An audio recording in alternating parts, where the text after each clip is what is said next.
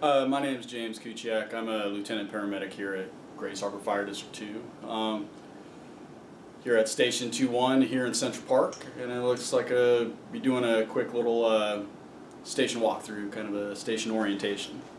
So this is our crew quarters. This is where so our station is broken up into two different kind of sides. We have the administration side on the other side where a lot of our training happens. Our fire chief has his office. Our captain has an office over there, and our secretary. So a lot of the business side of everything happens over there. This is our operations side. This is where the operational crews kind of basically live and work out of. So we have a handful of bedrooms in the back. We're able to staff up to about 6 people a day in an emergency setting.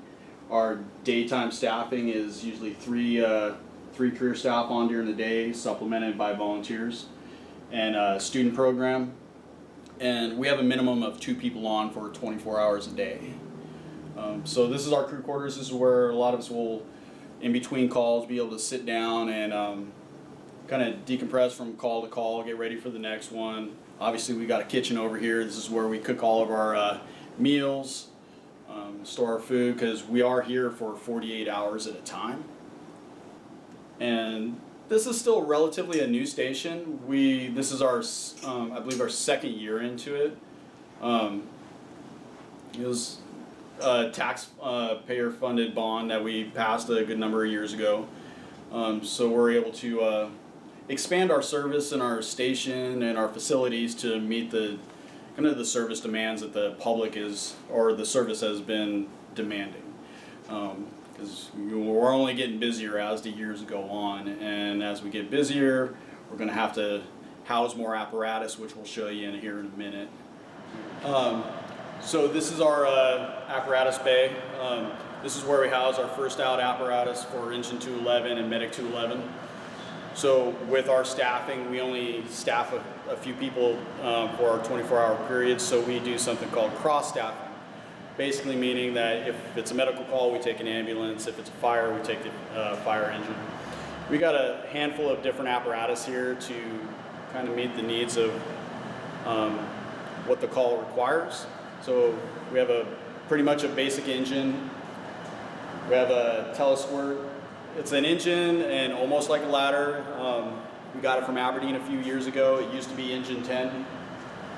So out here in the fire district, we have limited hydrants, and our water supply is pretty, it's not as plentiful as, say, a city environment. So we have water tenders that carry about 2,500 gallons of water, and it's kind of our mobile hydrants.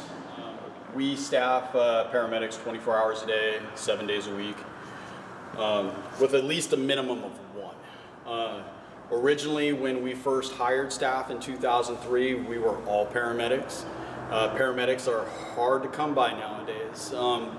So as our call volume went up and our number of our staff expanded, we were actually able to start hiring EMTs and BLS providers. So normally on a day-to-day basis, we staff this rig with 1 paramedic, 1 EMT. My probationary firefighter is around here somewhere. He's actually a medic student, so I'll get him to introduce himself at some point. But yeah, this is basically our mobile intensive care unit. Everything that the ER has, or most things that the ER has, we'll have to some fashion or another back here. So yeah, this is our workout area. So we encourage physical fitness. I mean, it's a tough job, so we want our guys to be physically fit, be able to last on fire ground. We also use it as a secondary meeting place, training area for, if the other meeting room's taken up. Primarily it's a workout area, and then we also use it for storage for some of our training supplies. So that's for one of our guys that died of cancer from on-the-job exposure. And the one thing that we're probably the most proud about is our shadow box to memorialize Phil, Lieutenant Oldham.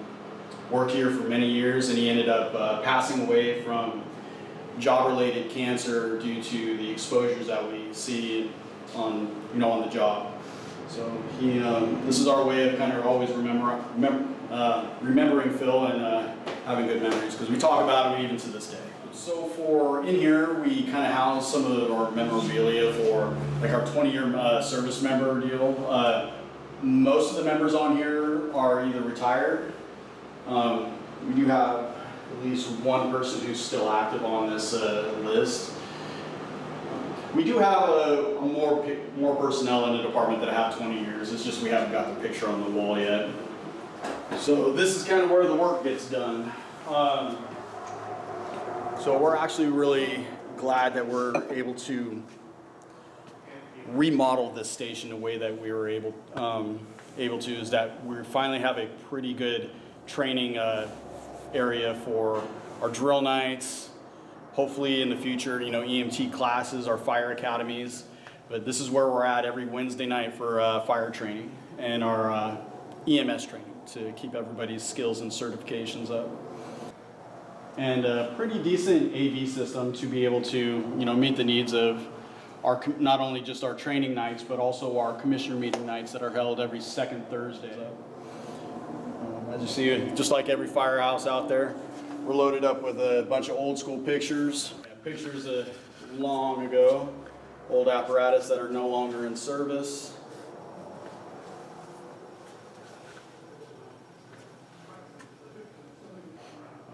And like I said, just like every firehouse, how we have old pictures, we also have really cheesy sayings, but a lot of these sayings are pretty prominent to, you know, core beliefs that we have in the fire service is that you can't train too hard for a job that can kill you. So I'm going to have you introduce yourself because I'm not going to be the only person on camera. Oh, okay. Hi, Nick Smith. Been here about 7 months and loving every minute of it. All right, back to the captain's office with you. All right. So yeah, this training office, we've got a bunch of, you know, supply rooms that probably ain't that interesting. Over there is our secretary's office where the bills get paid. The side of the station hasn't been remodeled yet, minus the new doors. So this is where we house some of our reserve rigs, and we actually have a kind of a leasing agreement where we rent out half of our bays to the Department of Natural Resources. So wildland rigs, these are not ours.